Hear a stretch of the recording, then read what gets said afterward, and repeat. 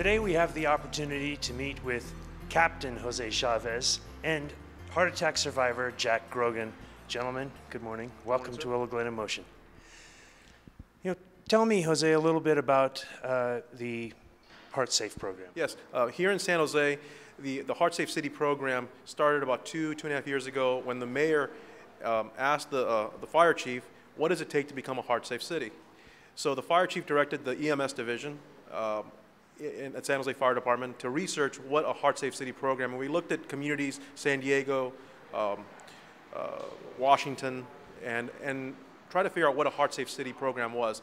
The first thing we did was partner with American Heart Association and asked together, what does it take to become a heart safe city? So we're looking at the chain of survival. The first link, there's 4 chains of survival according to the Heart Safe City program, according to American Heart Association. The first link is early detection, 911. The second link is CPR, early CPR. The third link is AED, automatic external defibrillation. And the fourth link is getting the professionals there, paramedic, fire, ambulance, and saving these people, taking them to the hospital. Here in San Jose, with the research that we did, we saw that the first link and the fourth link were very strong. The second and third link, the CPR by the public and AEDs deployed throughout the city was weak. And that's what we're trying to work to improve on here in San Jose. Now, what role do you play in the Heart Safe program? Oh, I'm a fire captain with San Jose Fire, and I report to the Office of the Fire Chief. And my #1 priority right now is to get a vendor of choice, identify a private vendor that will partner with the City of San Jose to assist us in becoming a heart-safe city. The vendors that we're looking at are obviously the manufacturers of AEDs. And they definitely want to do this. And this is something new for our city. It's something new across the country. San Diego has a vendor of choice. New York City has a vendor of choice. In San Jose, we want to have a vendor of choice so that that vendor will concentrate its efforts and resources in San Jose under the direction of the fire department to get AEDs implemented everywhere, and then also get public education. We want to educate about 20% of the population here in San Jose on CPR, AED, survival, and recognizing the cardiac events.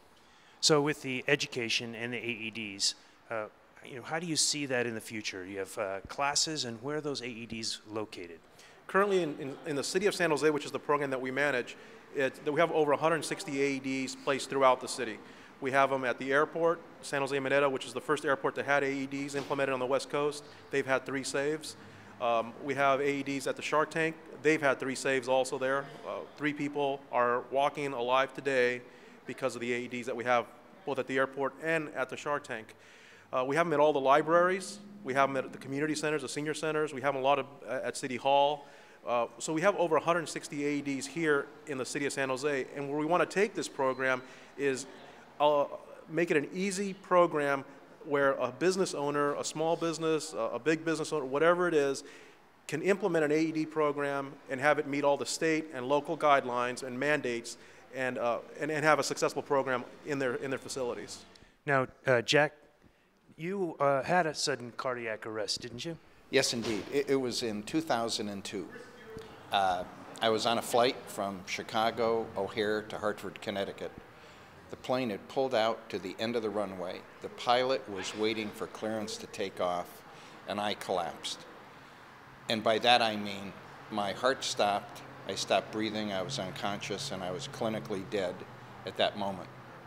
So the passengers on the plane lifted me out of my seat and laid me in the aisle of the 737, and a passenger began CPR, and the flight attendant brought the AED forward and ripped off my shirt, put the pads on my chest, followed the instructions. It advised a shock, which he delivered, and my heart was shocked out of ventricular fibrillation and resumed a normal heartbeat. Now, I was unconscious for another day or so, but nonetheless, my life was saved in a matter of 3 minutes. I went from alive to clinically dead, back to alive in that short period of time. It was extraordinary. So a unit like this one here behind us was used to keep you alive until they were able to get you to medical services. Exactly. As a matter of fact, the device that saved my life is exactly this same model. I've been with San Jose Fire for 4.5 years, and I was taken back when I realized that the city of San Jose was deploying the same model that saved my life. It was a very moving moment when I realized that. Now, as a volunteer for 4.5 years, you've also amassed a lot of information about cardiac arrests and heart attacks. How big a problem is this out there? Well, cardiac arrest, the health threat posed by cardiac arrest is absolutely extraordinary. And it's something that the public has no idea. And so when we speak locally, nationally, and so forth, and tell people that about 300,000 people a year are stricken by cardiac arrest, and more people die than the combination of breast, colon, prostate cancer, motor vehicle accidents, firearms, and AIDS put together, they actually think we are delusional when we make that. But we have all the numbers and we are able to show them. It's a huge health threat in our community. Although older people are more apt to have the problem, we have a great deal of young people, teenagers, and so forth that are stricken because they have congenital defects that had gone undetected. I mean, we had a save a few months ago at Valley Christian High School and a death at Los Gatos High School, and both were 17-year-old athletes. You know, come back to Captain Chavez. Why is it we don't have portable defibrillation units like this in every building down the avenue? Well, I think that's what we're working with. The Willow Glen Businessmen Association are definitely on board with providing this type of service down the avenue. These units are not that new, but they're also not that old. They were started right around 1990, and a lot of communities do have them. Again, in Northern California, there aren't a lot of communities that have embraced the AEDs like you would like the fire extinguishers. But I think we're starting to. San Jose's leading the way and to become a heart-safe city, and Willow Glen has actually stepped up to wanting to become a heart-safe community in San Jose. Are these portable units designed so that people can use them without any training? Definitely, yeah. The technology's gone so far where you can actually open them up, and they're designed for public access. Somebody that has no training at all could definitely use one of these. You open it up, and it's numbers 1, 2, 3, or just by opening the case itself, a lot of times it turns it on, then a voice will guide you through the whole process. Some of the models that we have here in San Jose also will even prompt you through CPR. Along with our dispatchers, our 911 dispatch system is enhanced. They will guide you through CPR also. So you can sit there and be on the phone, talking, helping someone doing CPR. We have a really good system here in the city of San Jose.